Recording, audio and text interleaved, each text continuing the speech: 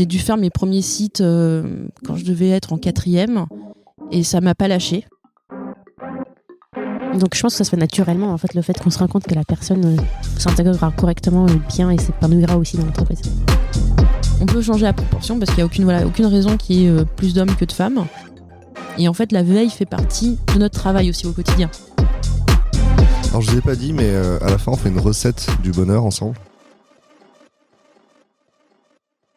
Bienvenue, bonjour. Aujourd'hui on est là pour le 38e épisode et on est au Web Today et je suis avec Marie et Marianne. Bonjour. Bonjour. Alors, laquelle de vous deux est Marie pour la voix? C'est moi. Et laquelle de vous deux est Marianne? C'est moi. Enchanté. On est toujours dans la saison 2 du podcast de We Love Devs. On est en train d'étudier ce qui rend les devs heureux et heureuses au travail, ainsi que l'ensemble des professionnels de l'IT de manière générale. Un développeur ou une dev heureuse toute seule au milieu du plateau, c'est pas intéressant. Et on fait suite à l'enquête. Donc il vous reste encore 2 épisodes pour participer à l'enquête et contribuer à ce travail-là pour qu'on puisse rédiger le livre ensuite. N'hésitez pas à le faire tout de suite. Je vais vous inviter à vous présenter tout de suite. Marianne en première? Eh bien, allons-y. Qui es-tu, Marianne? Eh bien, je suis développeuse PHP Symfony depuis maintenant plus de 10 ans. J'ai eu des rôles des fois de lead dev, des fois de dev senior en fonction des missions. À l'heure actuelle, je travaille chez Eleven Labs. Donc, je suis prestataire chez différents clients. Et je suis heureuse d'être développeuse. Voilà. C'est quoi ton titre de poste en ce moment? C'est quoi Et alors, c'est très bizarre parce que j'aime pas spécialement les étiquettes. Je dis juste que je suis développeuse, tout simplement développeuse. D'accord. Alors que dans les faits, voilà, on peut dire que je suis senior, experte, etc. Mais je trouve que... Tu fais pas du Java? Non, je fais pas non, je fais pas du Java.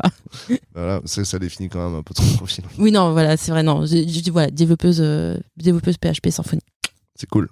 Marie? Et moi je suis donc Marie, je suis développeuse back historiquement également, toujours sur la technologie PHP et Symfony. Aujourd'hui, je suis lead dev dans une équipe de 14 personnes qui travaillent à distance. Donc, ça vient avec ses challenges également. Ok. Et donc, j'ai le rôle de lead dans cette team qu'il faut que j'anime à distance. Ouais, vas-y, reprends. Aujourd'hui, j'ai le rôle de lead dev du coup, dans une équipe de 14 qui travaille à distance. C'est très intéressant, même s'il y a ses propres challenges qui viennent avec. Voilà. C'est cool, c'est cool. Et aujourd'hui, vous allez donner une conférence un peu plus tard dans la journée qui s'appelle Disco, pas de def et parité. C'est ça le sujet? Exactement. Ok, on va en parler dans le podcast de ce thème, on va essayer d'aborder au moins d'effleurer ce qu'il y a derrière ce titre intéressant. Et la première question, la question d'ouverture, c'est d'après vous, c'est quoi un ou une dev en 2022? C'est très intéressant comme question et pas facile à répondre. Pour moi, un dev en 2022 ou un dev tout court, je vois ça comme quelqu'un de passionné parce que je trouve que c'est un métier super intéressant qui évolue sans cesse et que lorsqu'on est passionné, on s'épanouit énormément dans ce qu'on fait au quotidien. Donc pour moi, c'est, je pense, la principale nécessité. Alors pour moi, un dev ou une dev en 2022, c'est vraiment de la curiosité. Il a toujours fallu que les développeurs soient curieux, mais je trouve que ça va de plus en plus vite, que maintenant, avec quand même tous les réseaux qu'on peut avoir, on peut se former beaucoup plus facilement. Je me souviens que quand j'étais dans mes études, je crois que Facebook devait démarrer. YouTube, pareil, c'était balbutiement. Maintenant, on peut vraiment apprendre des nouvelles choses tout le temps, très facilement. Donc je pense qu'il y a une partie, beaucoup de curiosité, mais je trouve qu'il n'y a pas non plus forcément tant que ça de plus d'évolution que ça par rapport à comment j'ai commencé. Je pense que... Alors peut-être si on est par rapport à l'extérieur, on est mieux vu. Je pense que quand on a commencé il y a plus de 10 ans, déjà rien de dire qu'on voulait faire du développement, on nous regardait avec des yeux énormes. Ma grand-mère a toujours pensé que je faisais de la comptabilité. Et je pense que voilà, en tout cas le regard extérieur fait qu'on est beaucoup plus épanoui. On peut vraiment, les gens sont au courant de ce qu'on fait et on est plus épanoui en 2022 avec le reste du monde. Plus de considération. Aussi. Ouais. Clairement, oui. On comprend le métier. Elle pensait que tu étais comptable parce que tu avais un ordinateur, c'est ça? Exactement. C'était vraiment ça. Du coup, c'est quoi vos parcours? Tu disais que ça fait plus de 10 ans, Marianne. Quel est ton parcours en quelques phrases, quelques moments clés? Quelques moments clés, je pense que j'ai toujours voulu développer. J'ai eu la chance d'avoir un ordinateur très tôt alors que j'ai pas de grand frère. Pour être dans le cliché, hors du cliché justement, j'avais trouvé ça intéressant de faire des sites internet. Donc j'ai dû faire mes premiers sites quand je devais être en 4e et ça m'a pas lâché. Et j'ai continué à faire. J'ai fait un IUT informatique. Celui de Vannes, j'en parle parce que ils sont vraiment très bons. Donc j'en fais un petit clin d'œil parce que j'ai beaucoup aimé passer par chez eux. Et puis après l'alternance. Ouais. Pareil, petit clin d'œil à la mairie de Drancy. Parce que David Larose qui maintenant fait des choses extraordinaires pour sa ville, pour la ville de Drancy qui est donc le DSI, et je les suis toujours parce que c'est une ville qui est connectée. Ouais. Donc je me dis voilà, avoir appris à développer dans des environnements comme ça avec des gens passionnés et passionnants, ça fait que je le suis toujours d'être développeuse. Le service public. Oui, ça a un peu cassé certains clichés que je pouvais avoir. Ça en a confirmé d'autres, mais il y a des gens passionnés dans le service public et ça fait du bien. On a parlé beaucoup du service public avec notre invité de l'épisode 37. Franchement, je t'invite même toi à l'écouter après, tu verras, c'est super chouette.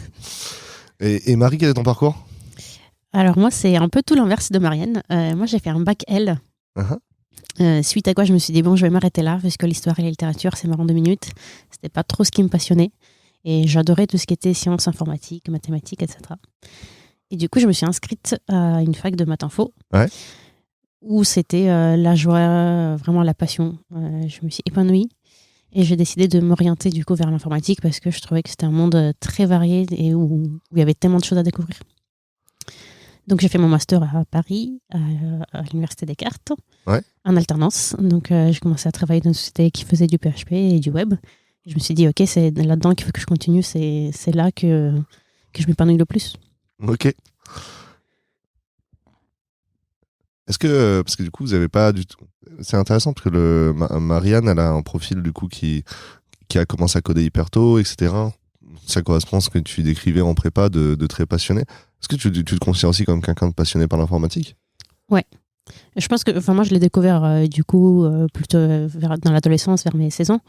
Mais c'était une passion. Donc en vrai, déjà avant, en fait, tu codais, c'est ça? En fait, je suis rentrée à la fac à 16 ans. T'es rentrée à la fac à 16 ans? T'es une précurseuse.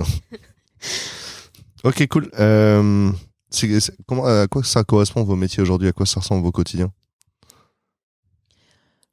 Mon quotidien, c'est déjà, je travaille dans une équipe avec d'autres personnes, donc déjà il y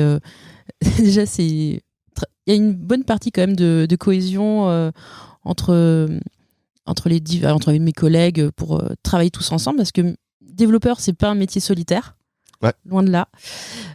Donc déjà, c'est se mettre tous d'accord, c'est avoir on a des features à développer, il faut qu'on ait une vision sur la long terme, et donc voilà, le quotidien, c'est développer des fonctionnalités pour un produit, pour que ça plaise aux gens.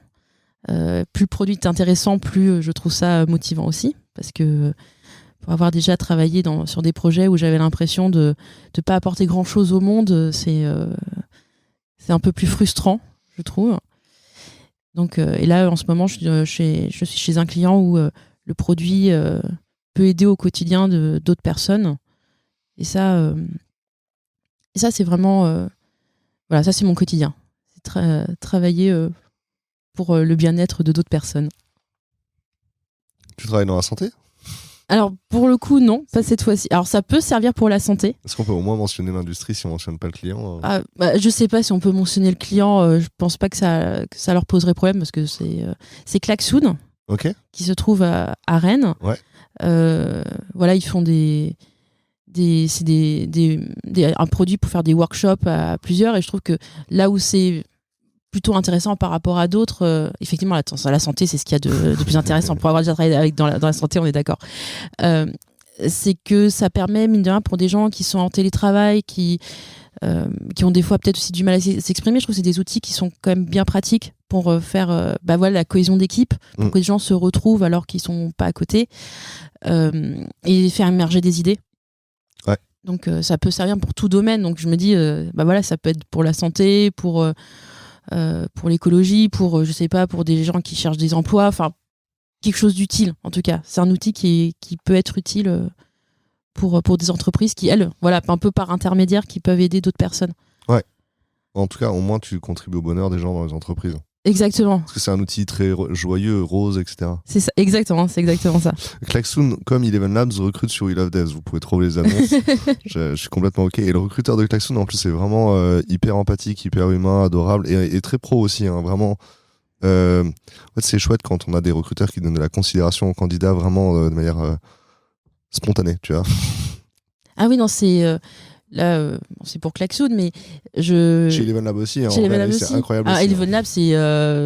je bougerai pas d'Eleven Labs. Ça, c'est vraiment une entreprise qui fait attention à ses collaborateurs. Marie, du coup, tu nous as parlé d'être lead dev dans une équipe de 14 personnes en remote. Est-ce que du coup, ta fonction de lead dev, c'est d'être animatrice de groupe ? Des fois, oui. Mais pour le coup, c'est une tâche qu'on essaie de faire tourner dans l'équipe pour que tout le monde se prête à l'exercice, pour se rendre compte que c'est pas forcément très simple, surtout à distance. Ouais.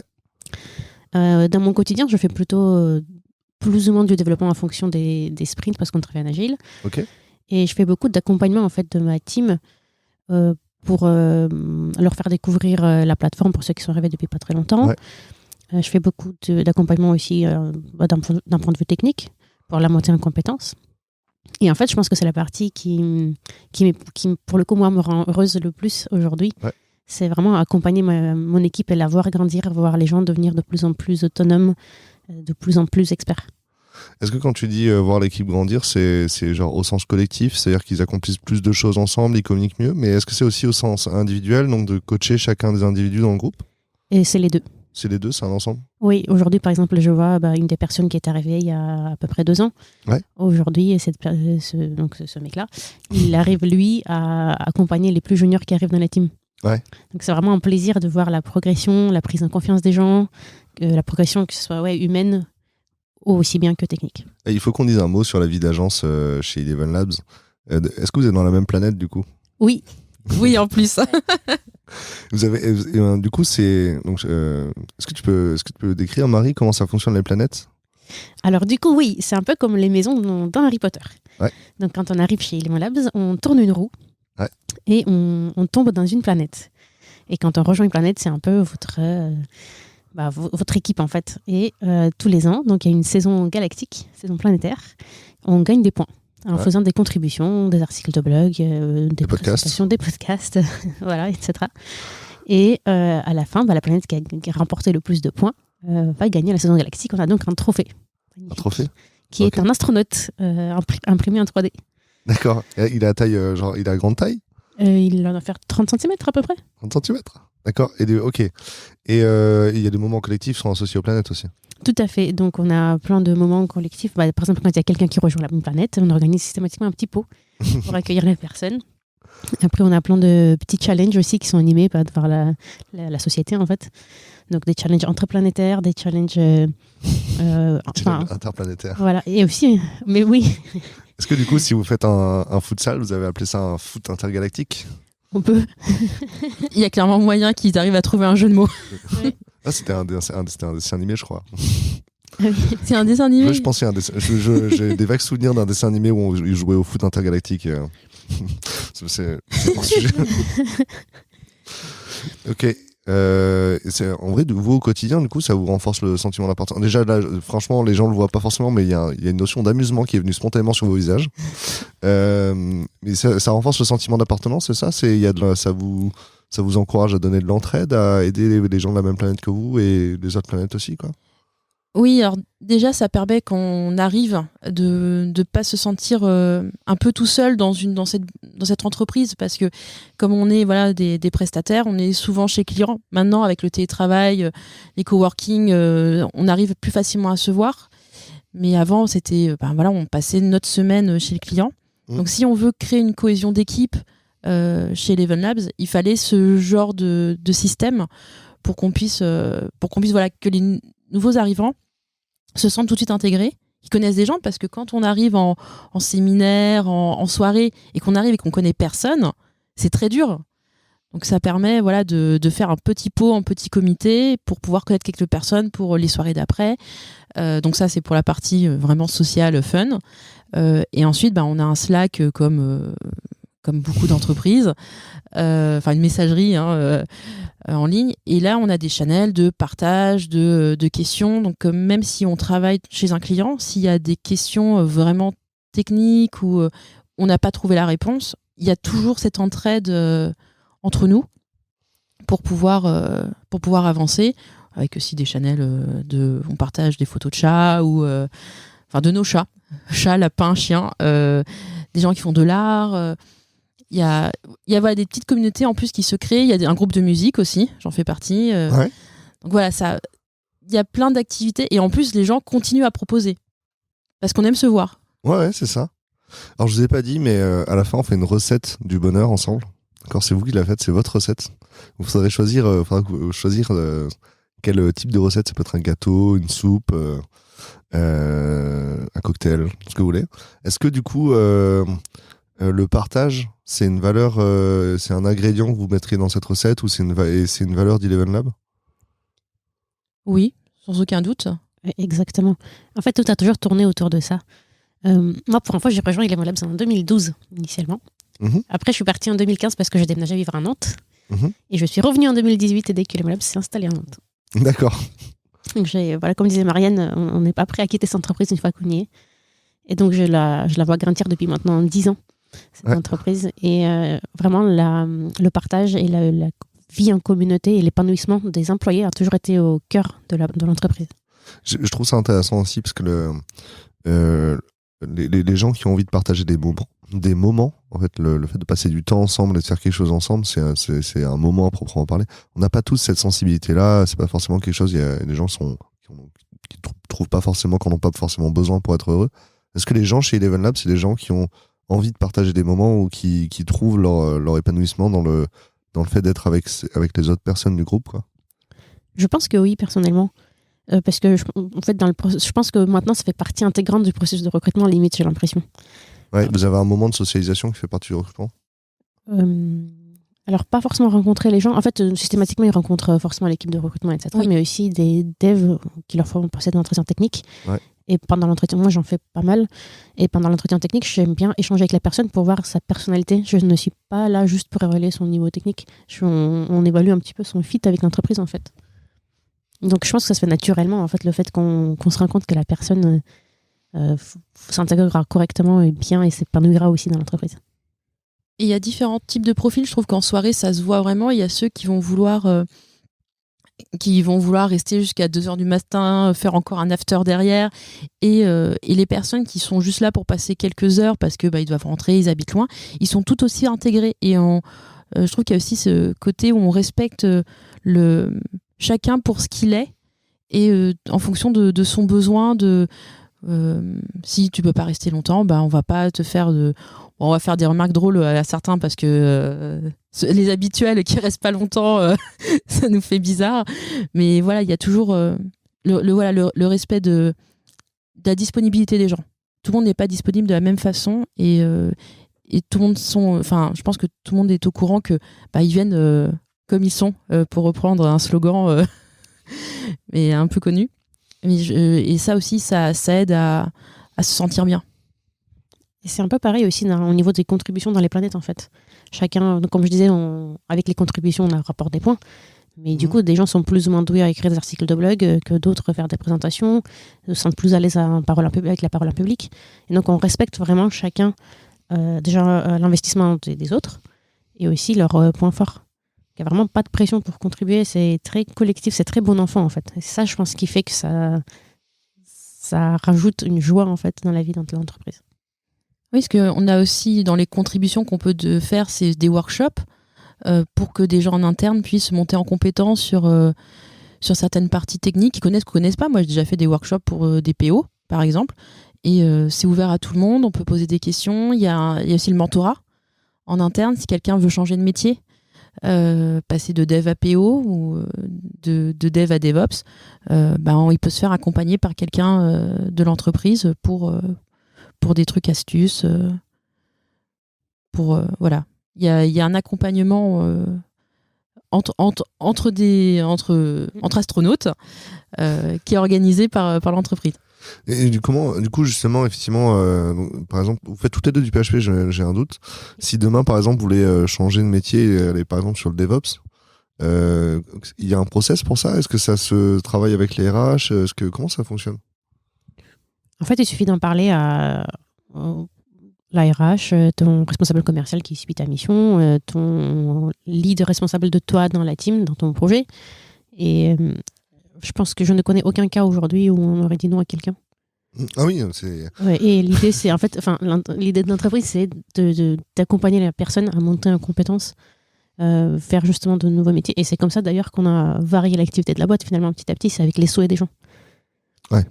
Alors, les gens qui connaissent pas Eleven Labs vont pas se rendre compte, vous êtes combien chez Eleven Labs? Il y a combien d'agences? Est-ce que tu peux dimensionner Eleven Labs un peu de loin, au doigt mouillé? On est une centaine de personnes aujourd'hui. On a des agences à Paris, à Lyon et à Nantes. C'est vrai que vous avez ouvert l'agence à Lyon récemment. Hein. Oui. Est-ce que vous recrutez beaucoup à Lyon en particulier? On recrute beaucoup partout. Beaucoup partout. Le podcast va sortir d'ici peut-être 2 mois, donc on peut pas être hyper précis dans les recrutements. Mais ok. Qu'est-ce qui a changé dans l'IT? On en parlait tout à l'heure. Déjà, tu as un peu amorcé cette question-là de ce qui a changé dans l'IT depuis 10 ans. Qu'est-ce qui a changé dans l'IT pour vous? Du coup, je pose la question à Marie en premier. Depuis que tu as commencé, qu'est-ce qui a changé dans l'IT, Marie? Je vais rejoindre un peu le sujet de notre présentation de cet après-midi avec Marianne. Je trouve que ce qui a évolué un petit peu, c'est la place de la femme dans l'informatique. Ouais. Et il y a encore un chemin à faire, évidemment. Mais alors, c'est mieux ou c'est moins bien? C'est mieux. Mm-hmm. C'est mieux. Il y a encore beaucoup de choses à changer quand même. Il y a encore beaucoup de choses à déstructurer au niveau de la société également. C'est surtout beaucoup ça qui contribue à certains désagréments. N'empêche que aujourd'hui, il y a des choses qu'on ne pourrait pas se permettre de dire à une femme qu'on disait il y a 10 ans. Est-ce que tu as des exemples précis? Parce que pour les gens qui les font, c'est pas forcément évident, tu vois. Parfois. Là-dessus, je pense que non, c'était la plupart du temps, en tout cas les plus grosses qu'on a pu avoir, ouais. ils étaient au courant que c'était misogyne. C'était okay. pas sans faire exprès. J'ai eu pendant mes études un de mes camarades de classe, t'es une fille, tu sais pas coder. Ouais. Dire gentil, enfin c'est gentil, hein, c'est comme ça, balancer sans dire c'était clairement méchant. C'était, je sais pas pourquoi il a dit ça. Je pense qu'il était un peu frustré que peut-être que j'étais meilleure que lui. Je sais pas. Mais voilà. Et maintenant, à l'heure actuelle, je pense que s'il y a un gars sur un plateau qui nous dit ça, il se fait allumer tout de suite. C'est sûr. Une fois, lors d'un entretien pour un client, le client m'a demandé, donc à la fin, si en tant que femme, j'avais choisi un métier dans l'informatique, c'était parce que j'aimais les hommes. Hein? Voilà. Okay. Donc, on ne sait pas trop si on rigole, si on s'énerve. Et c'est dans tous les cas, c'est extrêmement déplacé. Ça n'a pas lieu d'être dans un entretien technique ouais, je comprends. de recrutement pour une mission. Mais là on parle quand même des phrases pires qu'on ait pu avoir. Après, au quotidien, on peut quand même avoir le mansplaining, qui est des fois un peu, je dirais pas fourbe, mais ils ne se rendent pas compte. Ils pensent que c'est on va l'aider. Non, mais j'ai plus de 10 ans de carrière derrière moi, si j'ai besoin d'aide, je te le demande. Alors qu'en plus, si c'est en face un autre collègue homme qui va potentiellement avoir le même sujet, lui, il va pas se faire interrompre. Alors j'ai eu une expérience le week-end dernier avec un bonhomme qui donnait son avis sur tout alors qu'on ne lui demandait pas et il était capable d'interrompre n'importe qui vraiment et puis il y a un moment du coup je lui ai fait remarquer j'étais pas obligé d'avoir un avis sur tout sauf que là il donnait un avis où je savais pas qu'il était médecin mais effectivement c'est un avis médical et du coup c'était pertinent tu vois. Vraiment au moment où je lui ai fait remarquer c'était le mauvais mais tous les autres avant c'était relou. Oui. Effectivement ouais et effectivement, ils ont tendance plutôt, on a tendance plutôt à mansplainer n'importe qui, mais beaucoup les dames, effectivement. Moi, j'ai eu au quotidien des petites remarques du genre oui, bon, d'accord, il avait tort, il l'a provoqué, mais bon, t'aurais pu laisser couler, il est ton instinct maternel. Quoi? Laisser couler avec ton instinct maternel? Laisser couler la situation, il est où ton instinct maternel? Ah yes, l'injonction à la douceur et à la gentillesse. Voilà, sauf que bon, on va reprendre la biologie, l'instinct maternel, c'est envers ses propres enfants, une Ouais. fois qu'ils arrivent. Ouais. Voilà, donc c'est un peu chiant quoi, qu'on s'attende à ce que parce qu'on est une femme, on doit se taire et subir les mauvais comportements de ses collègues, quoi. Ouais. Est-ce qu'on vous a déjà demandé aussi de faire des tâches, tu sais, les tâches où il faut être soigneux? Oui, bien sûr, toutes les prises de notes et les comptes rendus des réunions, les fameuses. La documentation, toujours la documentation, c'est toujours pour les filles. Hein. La documentation, c'est toujours pour les filles? Bah, en fait, c'est que je pense qu'on est les seuls à avoir le courage de le faire. Mais aussi, c'est parce qu'en fait, il y a un énorme stéréotype qui circule auquel on est formaté dès l'enfance. C'est sociétal, et c'est pas que dans l'informatique. C'est qu'on dit toujours que les filles sont mieux organisées que les hommes. On travaille mieux à l'école, hein? Ouais, mais c'est parce qu'on s'attend à ça. On est formaté comme ça dès le plus jeune âge. Ah non, mais c'était pas une affirmation quand je l'ai dit, hein. C'était. mais du coup, le fait est que donc, tout le monde a cette idée reçue qui est complètement fausse parce que je pense que les gens ont une capacité plus ou moins développée de prendre des notes et juste c'est un skill qui se développe comme toute autre capacité. Ouais. Et donc, en fait, c'est un peu chiant. Moi, du coup, maintenant, dans mon équipe, comme je disais un peu au début, en fait, toutes les tâches un petit peu plus chiantes, animer les réunions, prendre des notes, faire des comptes rendus, machin, ça tourne tous les mois. Mhm. Donc, chaque personne y passe.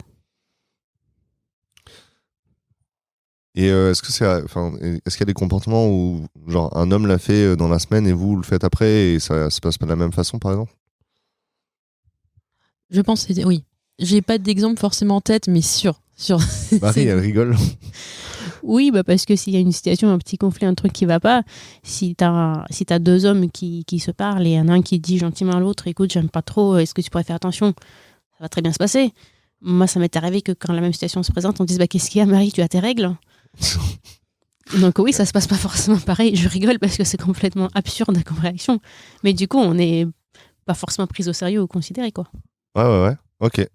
Est-ce que c'est ça le propos de la conférence ou pas? Un peu, il y a un peu de spoil. Il y a un peu de ça. Ouais, après, au moment de la diffusion, ce sera plus du spoil, vous inquiétez pas, il y aura la captation en plus, donc les gens auront vu la captation avant. Quel est le message que vous voulez faire déjà, pourquoi avoir pris un thème années 80? Disco et pas de def. Alors, ce sera plus un spoiler lors de la diffusion, mais parce que dans les années 80, il y avait beaucoup plus de femmes dans l'informatique. Mhm. Contrairement à ce que beaucoup de gens peuvent penser. Et on fait un peu un constat, c'est pourquoi maintenant on est clairement moins. Qu'est-ce qui s'est passé? Et comment aussi on peut changer les choses. Parce que c'est pas un métier qui demande des prérequis. Je sais pas, la force, par exemple, effectivement, en charpentier, c'est plus facilement des hommes que des femmes. Il faut... Et encore maintenant, avec les exosquelettes, on va voir ce que ça peut donner. Mais l'informatique, il n'y a aucune raison. Et encore, vraiment, s'il fallait faire la charpente chez moi, ma femme, elle est plus costaud. Hein. Comme quoi, il n'y a pas de... Avec mon poids, monter sur le toit, c'est une mauvaise idée. Hein. T'imagines? Est-ce que justement charpentier c'est pas justement intéressant parce que il vaut mieux faire 50 que 100 kilos sur le toit, non? Oh, les poutres sont faites pour quand même supporter des grosses charges, rien que la toiture. Oui, alors j'ai un petit côté BTP caché aussi. Il connaît un peu. Passion BTP. Passion BTP, exactement. Ouais, mais par exemple, porter les tuiles, etc. là-haut, en plus ça flingue le dos, donc faut... En fait, il faut un exosquelette dans tous les cas, quoi. Oui, dans tous les cas, maintenant, il faut des exosquelettes. Dédicace à tous les couvreurs. Exactement. Ah non, parce que c'est dur comme métier quand même. Métier sous-côté. Hein. Oui. Puis quand on en a besoin d'un, on est content. Et puis oui, du coup, tout le monde a besoin d'un toit quand même, donc bon. Les gens qui ont une maison, moi j'ai un appartement, j'ai un voisin au-dessus. C'est lui qui a un toit. Attends, vas-y, j'étais complètement fait partir. Je sais plus. Oui, par rapport tu disais qu'on peut changer la proportion de femmes dans l'IT aujourd'hui. C'est ça. On peut changer la proportion parce qu'il n'y a aucune raison qu'il y ait plus d'hommes que de femmes. Donc on explique un peu pourquoi on en est arrivé là. On parle justement aussi des propos sexistes, du mansplaining qui n'aident pas aussi, parce qu'il y a aussi, on parle des femmes qui vont pas dans l'informatique, mais on parle aussi des femmes qui elles partent de l'informatique. Alors pourquoi les femmes quittent l'informatique? Il y a de tout. Par exemple, les propos sexistes, moi j'ai déjà rencontré. Alors elle était quand même restée dans le monde informatique parce qu'elle était QA, mais c'était une nana qui avait fait EPITA, qui a arrêté EPITA en cours de cursus parce qu'elle se prenait des remarques sexistes et misogynes à longueur de temps. Les mecs étaient ultra lourds avec elle et elle a pas tenu. Il y a aussi le fait que, du coup, comme on disait tout à l'heure, on va attribuer des tâches annexes, on va dire, au développement, plutôt aux femmes. Et du coup, à force, elles se retrouvent à faire que des choses qui ne les passionnent pas forcément. C'est pas la raison pour laquelle on a choisi le métier d'être développeuse. Et en fait, elles finissent par avoir, aux yeux de leurs collègues, la réputation d'être pas très douées parce que finalement, elles ne font pas trop de code. Et en fait, on se retrouve à refaire nos preuves en continu. Et en fait, c'est épuisant. Vraiment, c'est épuisant. Est-ce qu'on peut dénoncer ça, genre quand on fait le sprint planning, justement, on a tendance à donner les tâches les plus dures à des bonhommes? Ce qui est n'importe quoi, mais en fait, on le fait peut-être même sans faire exprès, mais c'est quelque chose qui se constate régulièrement. C'est quelque chose que tu as constaté, Marie? Je l'ai déjà vu arriver. Moi, heureusement, ça n'arrive plus dans ma team, mais c'est concrètement arrivé. Et on a tendance, du coup, comme on vous assigne que des tâches annexes, vous vous retrouvez à écrire de la doc, prendre des notes ou faire des trucs un peu annexes, on va dire, faire un peu de recettes, écrire, je sais pas, le cahier de charge, écrire des trucs dans les tickets, parce que vous écrivez mieux que les autres, parce que vous êtes une femme. Mais du coup, au bout d'un moment, en fait, vous ne développez pas du sprint, le sprint est terminé, vous n'avez pas l'impression d'avoir produit quelque chose, vous n'avez pas passé un super moment. Mais au final, comme personne d'autre veut s'en occuper, ça arrange tout le monde, quoi. Ouais. Qu'est-ce que t'en penses, Marianne? Là, à l'heure actuelle, je suis dans une équipe où on est, d'un point de vue juste dev, on est autant de filles que de garçons. Ce qui est incroyable. Et qu'est-ce que ça change, du coup, quand il y a autant de filles que de garçons dans une équipe? Je dirais qu'il y a peut-être moins cet effet coq que j'ai pu avoir dans d'autres équipes, où une équipe, en plus j'étais lead de cette équipe-là, où il y avait que des mecs, certains plus âgés que moi en plus. Donc ça a été un peu, regarde, moi je suis fort, toi t'es moins fort que moi. C'était un peu plus coq, alors que là, c'est peut-être qu'il y a moins de testostérone. Je sais pas si c'est lié à ça. Mais en tout cas, ça se ressent. En fait, le mot me vient pas, mais c'est la compétition masculine toxique, quoi. Oui. Mais même, en vrai... une fois qu'on en est sorti, on se rend compte que c'était chiant en fait, en tant que mec aussi. Personne n'est heureux dans un système oppressif. C'est l'esprit de compétition. Il y a une distance entre l'esprit de compétition et un chambrage permanent, quoi. Tu vois, parce que c'est ok de se challenger les uns les autres et de se tirer vers le haut, mais il y a un moment où ça devient piquant, quoi, et c'est méchant en fait. En fait, à partir du moment où ça devient néfaste et malsain, c'est perdu d'avance. Ouais. Après, je crois que dans les entreprises où il y a beaucoup de femmes, pour avoir travaillé dans le e-commerce, il y a aussi de la compétition toxique entre femmes, de ce que j'ai compris, vu. Et ça a l'air d'être très très violent aussi. Est-ce que c'est la culture du blame de l'IT? Est-ce qu'il y a une culture du blame dans l'IT? Est-ce que c'est ça qu'il n'y a pas dans ton équipe, du coup? Plutôt que de la masculinité toxique, c'est plutôt la culture du blame qui est disparue, qui a été enlevée? Effectivement, il y a des équipes où il y a encore la culture du blame. Et là, justement, elle n'y est pas du tout. Ouais. Donc, on fait toujours des guides blame de temps en temps, parce que par réflexe, c'est surtout pour voir la date. Personnellement, c'est pour voir quand date le code. Mais oui, j'ai déjà eu des équipes où ça va balancer sans problème. Et en même temps, il ne faut pas passer dans l'effet inverse, ou jamais dire que ça va pas. Enfin, que si ça va pas, et dire non, mais tout va bien. Il faut pas non plus passer dans l'autre sens. C'est ok qu'il y ait de l'assertivité. Oui. C'est quoi ton expérience, Marie, avec la culture du blame? Moi, je trouve que c'est très malsain. Ouais. J'ai déjà vécu ça dans des équipes où, concrètement, il y a 2 personnes qui sont battues en réunion. C'est pas très agréable. Des personnes qui sont battues en réunion? Il y en a un qui est passé par-dessus la table et qui a frappé l'autre. Donc, c'était la joie. J'ai déjà vu ça en réunion syndicale, mais pas en réunion de sprint, quoi. Voilà. Moi, je pense que c'est une culture d'équipe, en fait, qui s'installe. On n'a pas du tout ça dans ma team aujourd'hui, parce qu'en fait, quand il y a un bug, quand il y a un problème, peu importe, l'idée, c'est de travailler ensemble pour le résoudre. C'est pas de trouver qui en est coupable. En fait, c'est pas ça qui est important. Ce qui est important, c'est comment on débloque la situation et comment on fait en sorte pour qu'elle ne se reproduise pas, quelles actions on met en place. Ouais. Parce qu'on estime que tout le monde est humain, tout le monde peut faire des erreurs. Et on s'en fout qui s'est trompé. En fait, c'est pas ça qui nous intéresse. Et encore, même des fois, tu sais, quand on se pose la question de qu'est-ce qu'on fait pour pas que ça se reproduise, une erreur, tu vois. Des fois, en fait, la seule solution, c'est d'empêcher quelqu'un de faire ce qu'elle faisait, tu vois. Et en fait, des fois même, je me dis, bah, il y a une erreur, mais est-ce que c'est grave, tu vois? Finalement, c'est inhérent, quoi, au fait de faire des choses, de faire des erreurs de temps en temps, quoi. En fait, je pense qu'il faut juste accepter que l'être humain n'est pas parfait. Bah ouais. Il ne l'a jamais été et je pense honnêtement qu'il ne le sera jamais. Parce qu'après, tu sais, genre, à vouloir dire, on veut jamais que l'erreur se reproduise, on remet une double vérif. Je vais toujours relire ton texte pour qu'il n'y ait pas de faute d'orthographe. Tu fais relire ton texte 3 fois parce que là, en fait, 2 fois, ça suffisait pas. Et en fait, les erreurs, c'est ok, quoi. Tout à fait. Ça te fait réfléchir, Marianne? Ça dépend. Enfin, effectivement, quand l'erreur n'est pas grave, il y a pas de souci. Mais je me suis déjà retrouvée avec on va dire des développeurs qui malheureusement n'étaient pas très bons. Et là, malheureusement, il n'y a pas vraiment 10 000 solutions à part rajouter des vérifs. Parce qu'on sait que et là, c'est très compliqué à gérer par contre. C'est quoi la différence entre les bons et les mauvais développeurs, du coup? Comment tu les repères? C'est quoi les développeurs fast-food? Alors, là, tout dit, j'ai le sketch des inconnus. Alors, le bon développeur, c'est... Les chasses?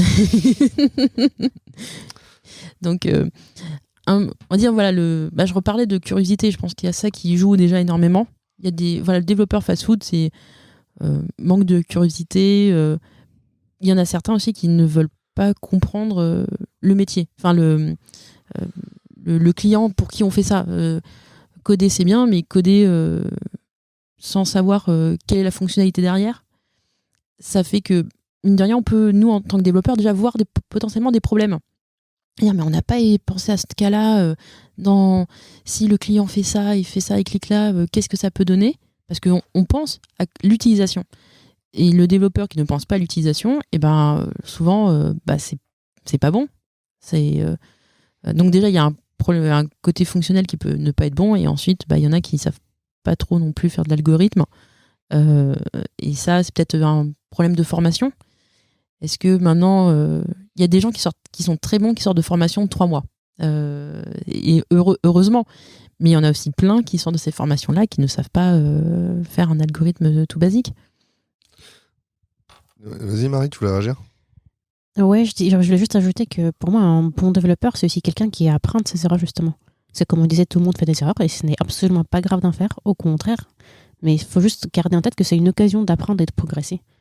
Alors que quelqu'un qui n'est pas passionné, c'est pour ça que je disais tout au début, que pour moi, la passion, ça fait quelque chose qui est vraiment inhérent à notre métier. C'est que si tu n'aimes pas trop ton métier, ça t'intéresse pas vraiment, mais tu vas pas prêter attention, tu vas pas faire attention aux erreurs que tu fais et tu vas recommencer. J'ai l'impression que pour être passionné aujourd'hui en tant que dev, il faut faire des projets le week-end, avoir des pet projects le soir, avoir ton blog avec un article qui explique comment tu as fait ton blog. Comment on fait pour concilier cette exigence professionnelle et le fait d'avoir une vie, d'autres engagements, tu vas avoir une vie de famille, etc., une vie sociale, ce que vous voulez? Je suis pas du genre à faire des projets le week-end parce que j'ai d'autres passions aussi. Je suis passionnée, mais je suis passionnée de plein de choses. Voilà. On peut ne pas être passionné que de l'informatique. Donc le week-end, voilà, le sport, de l'art. Donc voilà, il faut que je garde du temps aussi pour ces autres choses. Et en fait, la veille fait partie de notre travail aussi au quotidien. Ça fait partie la recherche, en fait. Juste la recherche, la veille, j'en fais tout le temps. Dès que je code des parties, mais je me dis, ah tiens, est-ce que je pourrais pas utiliser telle chose que j'ai vue à telle conférence, que j'ai vue pendant mon travail, en fait, en réalité. Ouais. Et après, on va creuser, en fait. C'est un travail, en plus, qui permet d'apprendre directement sur place. J'ai l'impression que tu as beaucoup de culture informatique, de culture générale informatique. Tu parlais d'algorithmie, tu vois. Est-ce que c'est pas juste la face émergée d'un iceberg gigantesque où il y a tout plein le fait de t'être intéressé à des milliers de sujets du monde des systèmes d'information? Imagine quelqu'un qui est découvreur et qui rentre dans notre métier. Comment il fait pour rattraper ou est-ce qu'il a besoin de rattraper tout ça? Qu'est-ce qu'il doit rattraper, tu vois?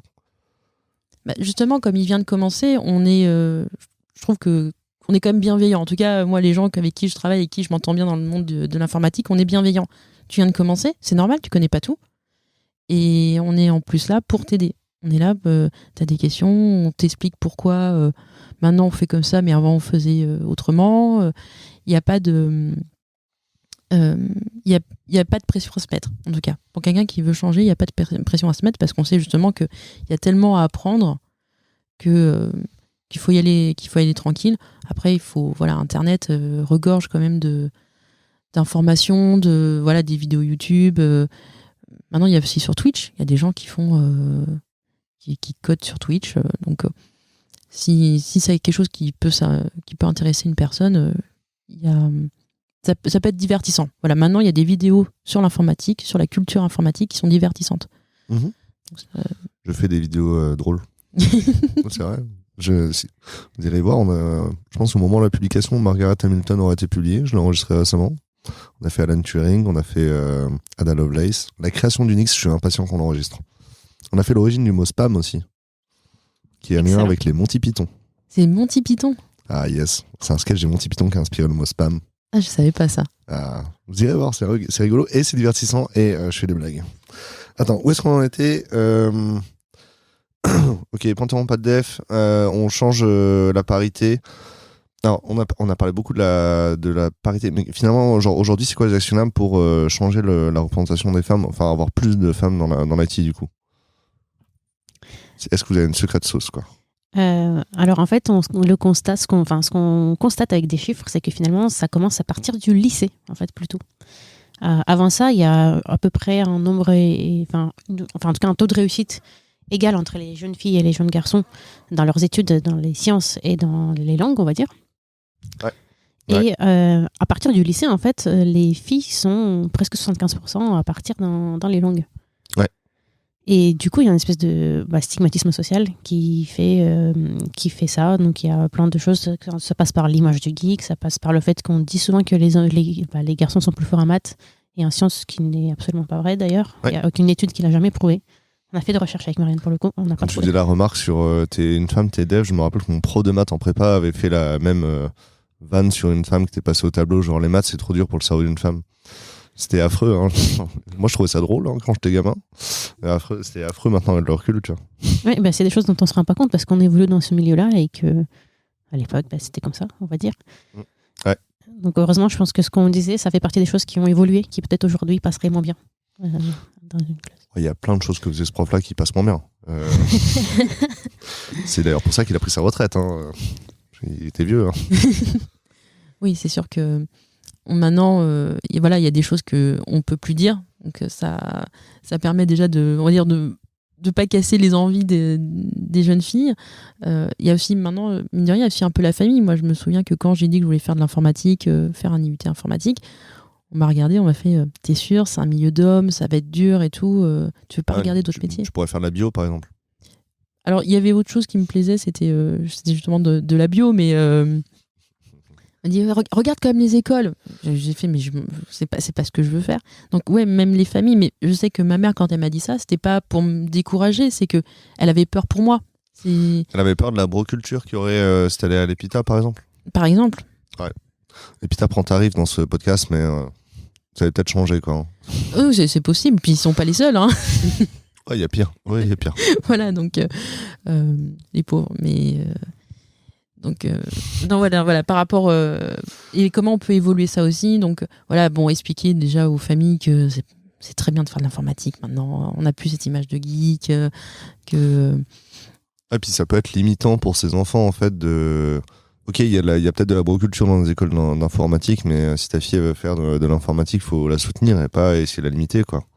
Moi, j'avais cette chance-là, en fait. Donc, après mon bac L, malgré le fait que, du coup, je partais pas du tout dans cette branche-là initialement, j'avais de la chance que mes parents me disent, ouais, ça va pas être facile parce que tu vas, du coup, devoir rattraper un peu tout ce qui manque en maths, informatique, etc. Mais moi, j'étais là, c'est pas grave, je vais travailler. Ils m'ont dit, ok, très bien, vas-y. Mais du coup, c'était... des livres. Est-ce qu'ils t'ont acheté acheté des livres pour que tu travailles, des choses comme ça? Non, pas spécialement. Enfin, moi, je leur ai dit, je vais travailler, quoi. Et ouais, c'était, franchement, la première année de fac, elle était un peu hardcore. Ouais. Parce que c'était pas forcément évident. Mais je pense que c'est une des meilleures années de moi. En fait, quand je prends le recul, je me dis, j'ai tellement travaillé, j'ai appris tellement de choses. C'était vraiment, enfin, moi, j'adore. Je pouvais faire les études toute la vie, je le ferais, je pense, concrètement. Ouais. Et juste, c'était trop, trop bien. Et je suis trop contente de l'avoir fait, en fait. Justement, faut encourager les personnes, que ce soit des filles ou des garçons, peu importe, à poursuivre, en fait, quelque chose qui les passionne, qui les intéresse vraiment. Et en fait, je pense que le sujet de notre talk, c'est ça. C'est oui, donc là, on parle de la parité et de la place de la femme dans l'informatique. Mais ça existe également dans l'autre sens où les garçons, par défaut, ils vont dans les sciences parce que c'est mieux. c'est mieux vu parce que un seul garçon qui fait école d'infirmier, il va se faire charrier aussi tout le temps. Ou mailloticien. Exactement. C'était à la naissance de mon fils, c'était un mailloticien. Ouais, c'est une sage-femme homme. Tu l'avais, Marianne, ou pas? Oui, je l'avais parce que justement, comme Marie est enceinte, on voit pas, mais Marie est enceinte, on en a discuté. Elle m'a dit, non, comment on dit pour un homme quand c'est une sage-femme Ouais, du coup, on peut dire mailloticien et mailloticienne. Oui. Et les deux marchent. C'est vrai. Effectivement. Mailloticienne, c'est joli en plus. Ça vient de la maillotique d'Aristote. L'origine du mot est vraiment fascinante. Si tu veux. C'est plus philosophique que mécanique, on va dire. D'accord. On va rester concentré. Ok, bon, maintenant on va faire cet ingrédient. C'est quoi la recette de Marie et Marianne pour être heureux dans l'IT? Déjà, qu'est-ce qu'on fait? Est-ce qu'il y a un ingrédient qui est important pour vous, qui est indispensable? Si vous devez en choisir un chacune ou un ensemble, vous êtes d'accord peut-être? Oui, la curiosité, la passion, je pense. Oui, voilà. On est Curiosité, d'accord, passion. Je pense qu'on a dit ces mots-là tellement de fois dans le podcast que oui. Ok, on fait quoi comme recette? Est-ce que c'est un gâteau? Est-ce que c'est un cocktail? Qu'est-ce que vous aimez manger? Si vous étiez avec votre planète, vous seriez en train de préparer quoi? Un cocktail. Un cocktail. Ok. Mais du coup, quand tu me dis un cocktail avec ta planète, j'imagine quand même plutôt genre une espèce d'aquarium ou un punch. On est d'accord, c'est. Ouais, sachant Oui. qu'on est des raccoons. Donc voilà. Vous êtes des raccoons, Oui. genre les Space Raccoons avec des bazookas. Non, on est... On est les raccoons de Asgard. Les raccoons de Asgard. C'est le nom de notre planète. T'as vraiment un raton laveur sur Ouais, toi. j'ai vraiment un raton On a des laveur ratons sur. laveurs sur nos pulls, ouais. Moi, j'ai pensé celui des Gardiens de la Galaxie, tu sais, le petit. Ouais. Ça nous a inspiré, ouais. Ok, good. Alors du coup, c'est quoi le premier ingrédient que vous mettez dans ce cocktail? C'est donc on va mettre quel volume de passion et de partage, de passion et de curiosité? Beaucoup. Ouais, beaucoup, je dirais au moins 50%. Oui. 40-50%. Ouais. 50%. 50%. 50% de curiosité et de passion. Ok. On est quoi comme deuxième ingrédient? Le partage, donc tu l'as dit tout à l'heure, mais pour moi, ça en fait partie parce que justement, quand on aime son métier, on a envie de le partager aux autres. Oui. Et on a envie d'apprendre des autres. Parce qu'en fait, malgré ce qu'on croit, quand on donne des confs, quand on partage des choses, on apprend vachement de choses. Des autres, des questions qu'on nous pose, du processus de préparation de sa conf. Ouais. Et donc pour moi, c'est indispensable.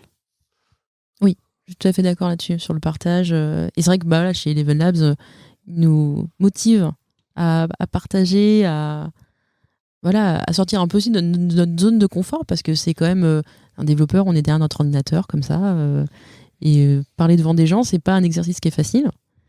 Et au final, ça nous fait plaisir. Ouais. Alors, quelle proportion de partage dans ce cocktail? On a déjà 5 litres de passion, de curiosité. Je dirais 20%. Comme ça, il nous reste 30 si on veut rajouter des choses.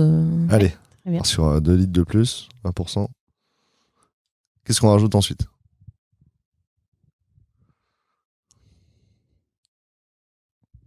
La veille. La veille. La veille. De la Ouais. veille? Ouais, il y a un peu de veille. Un peu de veille? Ouais, un peu de veille. Il y a un citron de veille. Il y a un citron de veille et auto-formation. Ouais. Et des mooks. J'aime bien les mooks. Moi, je mettrais 10%. Hop. Est-ce qu'il faut de socialiser? Est-ce qu'il faut des humains? Est-ce qu'il faut des...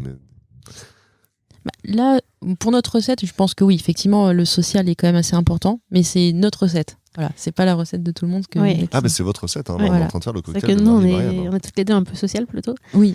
Et on aime bien les gens, on aime bien le partage, tout ça. Donc c'est vrai que... Là, c'est je 20%, pense, hein. C'est les derniers 20%. C'est les derniers 20%, parce que comme on disait au début, le développeur, c'est pas quelque chose qui se fait tout seul dans son coin. En tout cas, selon nous. Ok, donc cette tranche de 20%, on l'appelle... C'est quoi l'ingrédient? Je sais pas. Je sais pas. Là, j'ai le mot fun qui vient en tête parce que L'équipe. le crew. Les gardiens de la galaxie. Non. L'équipe. Ouais, l'équipe. 20% d'équipe, c'est parti. Hop. L'équipe, c'est l'alcool dans le cocktail ou pas? Ouais, carrément. Oui, C'est carrément. ce qui te porte le plus. C'est ce qui attaque dans le cocktail, ouais. Ok, du coup, on a dit que la veille, c'était pas le citron, c'est genre 10%. Ça doit être un alcool sucré, quelque chose comme ça, un truc en plus. Du coup, s'il y a un citron ou des concombres à la surface de votre cocktail, c'est quoi? La déco, la petite déco. Ah, moi, en vrai, j'adore la manger. Hein. Oui, c'est de la déco comestible, on est d'accord. C'est toujours c'est un cocktail. Je fais pas que le regarder le cocktail. Hein. Qu'est-ce qui serait la cerise sur le gâteau, mais sur un cocktail? La cerise sur le cocktail. Hein. C'est ça. Le challenge. Le challenge. Ouais, je dirais quand il y a du challenge, c'est toujours hyper motivant, surtout en équipe, de travailler dessus, de se surpasser et ensemble construire quelque chose. Le challenge sera... Je me demande si on ne devrait pas faire des illustrations, ça. C'est rigolo. Ouais, le petit cocktail, franchement, ça serait rigolo. Le challenge, c'est des fruits. C'est une petite orange séchée. C'est ça. En vrai, ça peut être visuel, on peut le faire. Bah, écoutez, merci beaucoup. Est-ce qu'il y a une question que je n'ai pas posée ou est-ce que vous voulez une tribune pour la fin? J'en ai une toute petite, c'est par rapport, pour venir vite fait sur la parité, voilà, s'il y a des mamans qui nous écoutent et qui sont pas forcément dans l'informatique, il existe maintenant plein d'outils qui permettent aux jeunes filles de commencer à coder. Vous voyez, si ça les intéresse, n'hésitez pas. Surtout si elles sont au collège, pour l'instant, elles n'ont pas encore forcément la pression peut-être sociale qu'il pourrait y avoir après au lycée. Voir juste si ça les intéresse. Si ça les intéresse pas, après, laissez tomber. Hein, mais je pense que maintenant, on est plus sur quelque chose qui est réservé aux hommes, en tout cas aux petits garçons. Donc, allez-y. N'ayez pas peur pour vos filles. Montrez-leur le chemin et ça va bien se passer. Marie? Moi, je dirais qu'il faut, en tant que parent, laisser et accompagner vos enfants à suivre leur passion. Que ce soit un garçon, une fille, quelle que soit la passion, faut la cultiver, ça se nourrit, c'est quelque chose qui se développe. Et juste, arrêtons le stigmatisme social, arrêtons tout ça. Ouais. Et juste, essayons de vivre heureux tous ensemble. Et prenons sur nous. C'est beau ce que tu dis. C'est super inspirant pour le jeune papa comme moi, c'est super inspirant, merci beaucoup. Écoutez, à bientôt. Merci beaucoup aux éditeurs aussi qui ont écouté le podcast jusqu'au bout. Pensez qu'il vous reste que 2 épisodes pour participer à l'enquête. Et puis à la semaine prochaine. À bientôt. Merci beaucoup. Au revoir.